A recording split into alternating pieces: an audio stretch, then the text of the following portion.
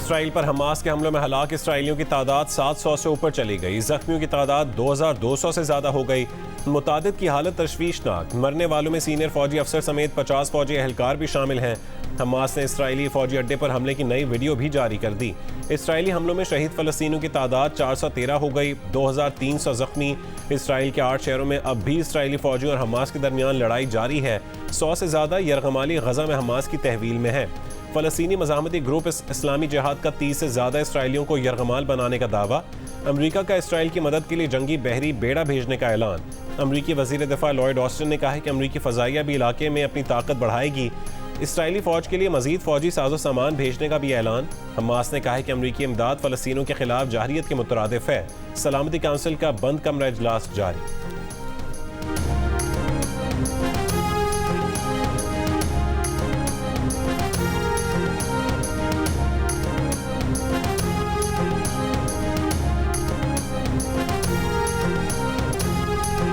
गजा पर इसराइली फ़ज़ाइया के साथ साथ इसराइली बहरिया की भी बमबारी। फ़लस्तीनियों को 12 घंटे में गजा खाली करने की डेडलाइन ख़त्म। गजा में हमास के 800 अहदाफ को निशाना बनाने का दावा। इसराइल ने गजा को बिजली, ईंधन और दीगर अशिया की फरहमी बंद कर दी। इंटरनेट पर भी बंदिश लगा दी गई। इसराइली बमबारी से कसीरुल मंजिला फ़लस्तीन टावर मलबे का ढेर बन गए। मस्जिद शहीद हो गई। इसराइल हमास जंग में लेबनान की मज़ाहमती तंजीम हिज़्बुल्लाह भी शामिल। हिज़्बुल्लाह के अमाद मुगनिया यूनिट का 3 इसराइली फ़ौजी चौकियों पर हमला। इसराइली फ़ौज की लेबनान के सरहदी इलाके पर गोलाबारी। इसराइल ने लेबनान की सरहद पर फ़ज़ाई दिफाई निज़ाम नस्ब कर दिया। अक़वाम मुत्तहिदा के वर्ल्ड फूड प्रोग्राम की गजा में खुराक पहुँचाने की अपील।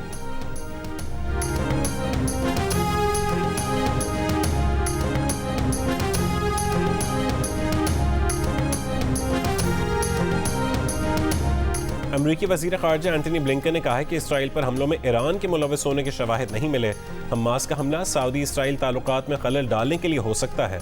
बरतानवी वज़ीर आज़म ऋषि सुनक का इसराइली वज़ीर आज़म से टेलीफोनिक राबता। कहा कि बरतानिया इसराइल के साथ खड़ा है। गजा पट्टी और इर्द गिर्द के इलाकों में जाहिरियत पर तशद्दुद कार्रवाइयों को फौरी तौर पर रोका जाए। सऊदी वज़ारत ख़ारजा की बेगुनाह शहरियों को निशाना बनाने की मज़म्मत। कहा कि बैनुल अक़वामी क़वानीन की पासदारी की जाए। ईरान के सदर इब्राहिम रईसी ने कहा है कि फ़लस्तीनी कौम के जायज़ दिफा की हिमायत करते हैं। सेहूनी रियासत और उसके हिमायती ख़ित्ते में अदम इस्तेहकाम के ज़िम्मेदार हैं। तुर्क सदर उर्दवान ने कहा है कि इलाक़ाई अमन के लिए 2 रियासती हल ही वाहिद रास्ता है। इस्लामी ताउन तंजीम का आलमी बिरादरी से इसराइली जाहिरियत रुकवाने का मुतालबा।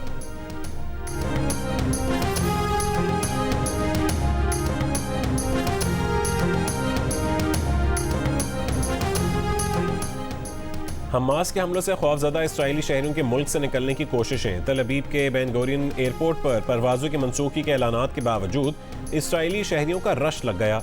फ़ज़ाई कंपनियों के काउंटर्स पर बोर्डिंग पास के हुसूल के लिए एक दूसरे से तल्ख़ कलामी। कई ममालिक ने इसराइली दारुल हुकूमत तल अबीब के लिए परवाज़ें मनसूख कर रखी हैं।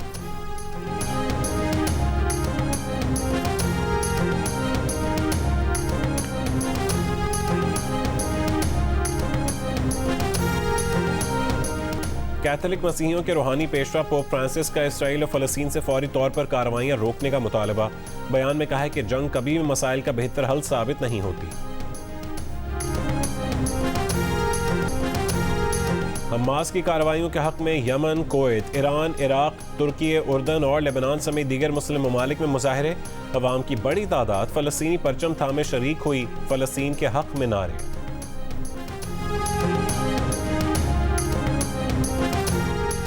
इसराइल में इतना बड़ा हमला कैसे हो गया? इसराइली इंटेलिजेंस बुरी तरह नाकाम कैसे हो गई?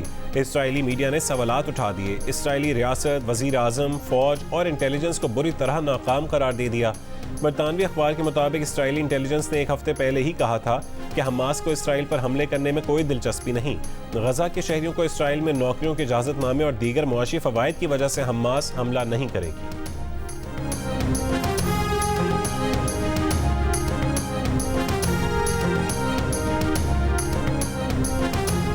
हम समझते हैं कि 2 नेशन स्टेट के जानिब बुनियादी तौर पे इस मसले का जो हल है वो इंक्लूडिंग पैलेस्टीनियंस जो ख़ुद इस मौक़िफ़ के हमायती हैं कि 2 रियासती फार्मूला जो है वो इवेंचुअली वहाँ आए तो तब जाकर किसी न किसी सूरत में कोई स्टेबिलिटी और वो नज़र आ सकती है मिडल ईस्ट में। तो इसका मतलब ये है कि हम फ़लस्तीनियों को तो एक अलग नेशन तस्लीम करते हैं, हम इसराइल को भी एक अलग नेशन तस्लीम करते हैं?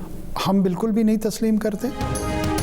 इसराइल फ़लस्तीन तनाज़े का हल दो रियासती फार्मूला है जिसका मुतालबा खुद फ़लस्तीनी करते हैं, उसके बाद ही मशरिक़ वस्ता में इस्तेहकाम नज़र आ सकता है। निगरान वज़ीर आज़म अनवारुल हक काकड़ का टॉक शॉक में एजाज सैयद और उमर चीमा को इंटरव्यू। ये भी कहा कि दो रियासती फार्मूला का मतलब इसराइल को अलग रियासत तस्लीम करना बिल्कुल नहीं है। सियासी मामलात पर गुफ्तगू करते हुए अनवारुल हक काकड़ ने कहा कि चेयरमैन PTI इलेक्शन से पहले रिहा होंगे या नहीं, इसका फैसला अदालत ने करना है, हमने नहीं।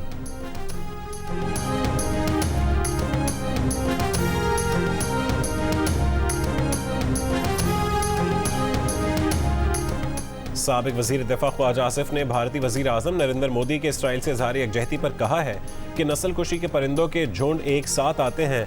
हिंदुत्वा दहशतगर्द अब सेहूनी दहशतगर्द की मदद को आए हैं। दोनों ने रियासती सरपरस्ती में बैनुल अक़वामी दहशतगर्दी की है। कश्मीर से फ़लस्तीन तक इंसानियत खतरे में है।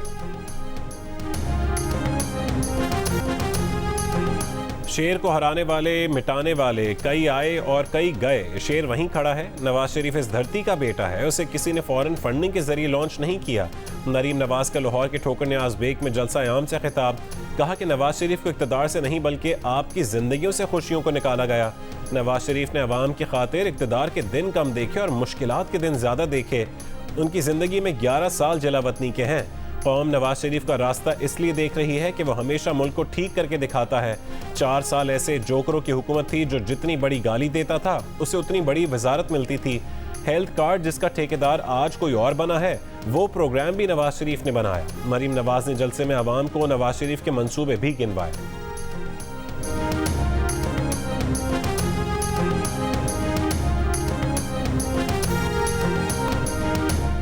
अफगानिस्तान के सूबे हेरात में ज़लज़ले से 2400 से ज़्यादा अमवात। अफगान हुक्काम के मुताबिक 9000 से ज़्यादा अफराद ज़ख्मी हैं। अमवात में इजाफे का खदशा है। ज़लज़ले से 1500 मकानात तबाह हो गए। हफ्ते के रोज़ अफगान सूबे हेरात में 6.3 शिद्दत का ज़लज़ला आया था।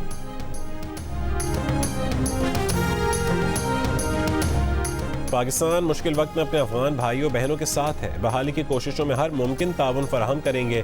पाकिस्तान की अफगानिस्तान को यकीन दहानी। तर्जुमान दफ्तर खारजा ने कहा है कि ज़लज़ले से मुतासर अफराद की ज़रूरियात का अंदाज़ा लगाने के लिए अफगान हुक्काम से राबते में है। अफगानिस्तान में तबाहकुन ज़लज़ले पर दिली सदमे का इजहार, जहाँ बहक होने वालों के अहल खाना से ताज़ियत।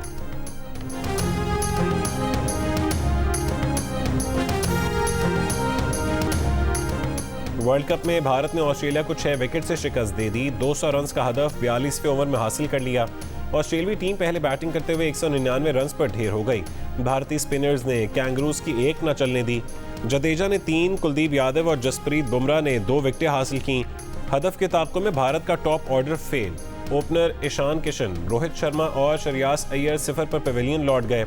विराट कोहली और KL राहुल ने जिम्मेदारी से बैटिंग की, 165 रन की शिराकत बनाई। KL राहुल ने नाकाबिल शिकस्त 97 और कोहली ने 85 रन बनाए।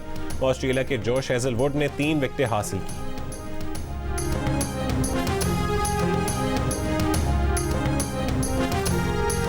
शिमाली वजीरिस्तान के इलाके रजमक में सिक्योरिटी फोर्सेज और दहशतगर्दों के दरमियान फायरिंग का तबादला।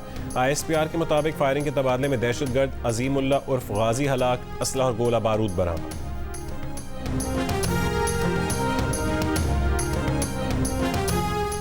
चार रोज में 2040 अफराद पर मुश्तमिल 231 खानदान अफगानिस्तान जा चुके हैं। अफगान कमिश्नरेट ज़राए के मुताबिक इतवार को मजीद 114 खानदान तुरखम बॉर्डर पहुंचे। MQM पाकिस्तान के कन्वीनर खालिद मकबूल सिद्दीकी ने कहा है कि हम किसी से कम पाकिस्तानी नहीं, लेकिन हम खुद को पाकिस्तान का ठेकेदार नहीं समझते। हम भी आपके बराबर के हकदार और वफादार हैं। ये मुल्क दीन के नाम पर बना है, ज़बान के नाम पर नहीं।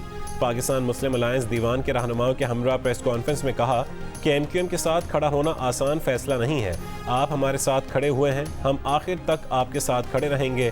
पाक मुस्लिम अलायंस दीवान के चेयरमैन बच्चू अब्दुल कादिर दीवान ने कहा कि हम कराची में 35 लाख हैं, उनके शनाख्ती कार्ड और पासपोर्ट का मसला है।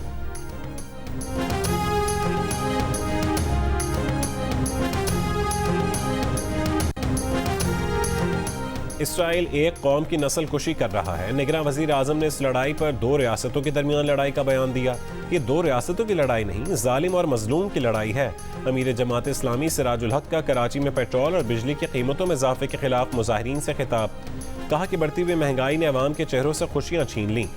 जमात इस्लामी कराची के अमीर हाफिज नईमुर रहमान ने कहा है कि गवर्नर हाउस के इलेक्ट्रिक की सहूलतकारी करता है। MQM ने पीपल्स पार्टी के हाथों कराची को बेच दिया। रात गए जमात इस्लामी ने गवर्नर हाउस के सामने धरना खत्म कर दिया। शुरा मुंतशिर हो गए।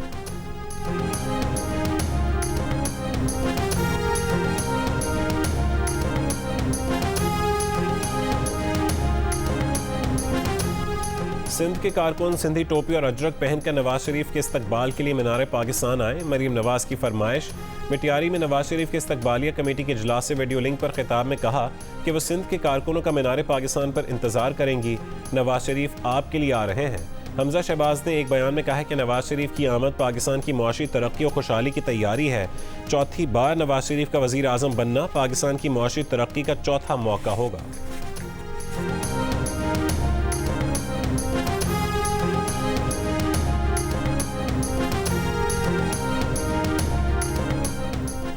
मौलाना फजल रहमान ने कहा है कि फ़लस्तीनी मुजाहिदीन का इसराइल पर हमला तारीखी कामयाबी और तारीखी मारका है।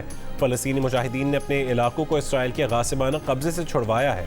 फ़लस्तीनी अवाम को मुबारकबाद पेश करते हैं। फ़लस्तीनी भाइयों से अपील है कि इंसानी हुकूक का एहतराम करें, बच्चों, औरतों और आम शहरियों को गज़न ना पहुँचाएँ।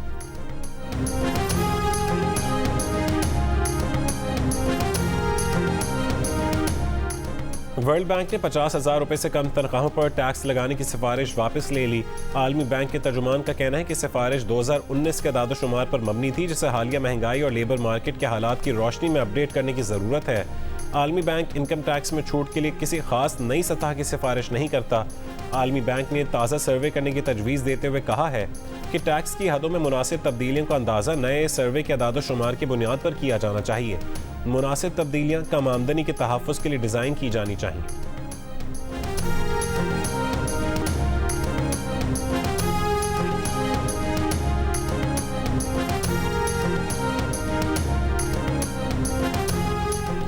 फर्जी कंपनियों ने सोलर पैनल की आड़ में 13 अरब रुपए का काला धन बैरून मुल्क मुंतकिल किया।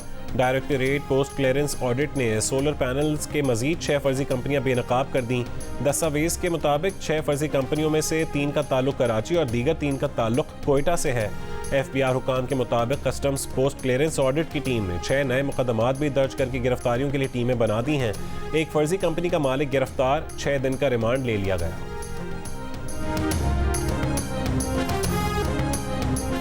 भारत की जानिब से सिखों को निशाना बनाने के खिलाफ ऑस्ट्रेलिया के शहर मेलबर्न में एहतजाज। हज़ारों सिखों ने फेडरेशन स्क्वायर से पार्लियामेंट तक वॉक की। कहा कि एहतजाज का मकसद कनाडा में भारतीय एजेंडों के हाथों हरदीप सिंह के कत्ल से आगाह करना है। भारत बैरून मुल्क आबाद सिख रहनुमाओं को खालिस्तान तहरीक से रोकने के लिए रास्ते से हटा रहा है। ऑस्ट्रेलवी हुकूमत से भारत की कार्रवाइयों को लगाम डालने का भी मुतालबा।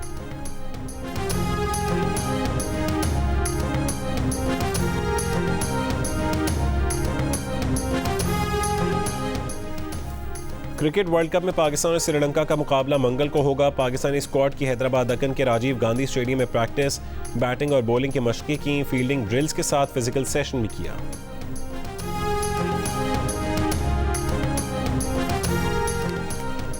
आमिर ने बताया इंडिया की बॉलिंग का राज। अब्दुल रज़ाक ने कहा कि भारत अपनी मर्जी की पिच बना रहा है। अमाद वसीम ने कहा है कि भारत के मैच में स्पिनर्स का रोल अहम रहा है। देखिए क्रिकेट स्पेशल प्रोग्राम हारना मना है वर्ल्ड कप के दौरान रोजाना रात 11:05 पर सिर्फ जियो न्यूज़ पर।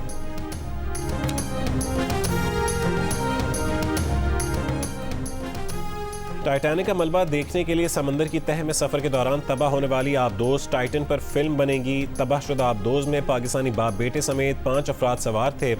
फिल्म के प्रोड्यूसर ब्रायन डॉबिन्स हैं। फिल्म का नाम सैल्वेज तजवीज़ किया जा रहा है।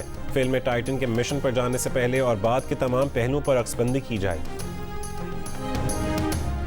जियो जंग और आर्ट्स काउंसिल के इश्तराक से होने वाला पाकिस्तान थिएटर फेस्टिवल ख़त्म हो गया। इख्तितामी रोज़ ड्रामा तालीम बालगान एक बार फिर पेश किया गया। निगरान वज़ीर आला सिंध मकबूल बाकी ने कहा है कि आर्ट की ताकत फरामोश नहीं की जा सकती। आर्टिस्ट मुस्बत तब्दीली ला सकते हैं। हमें लिबरल सोच को अपनाकर शिद्दत पसंदी को ख़त्म करना होगा।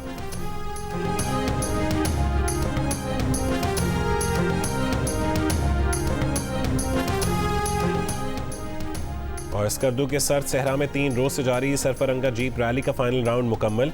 जीप रैली का टाइटल इस्लामाबाद के आदिल नईम ने अपने नाम किया, जबकि विमेन कैटेगरी में पहली पोजीशन गुल नसरीन ने हासिल की।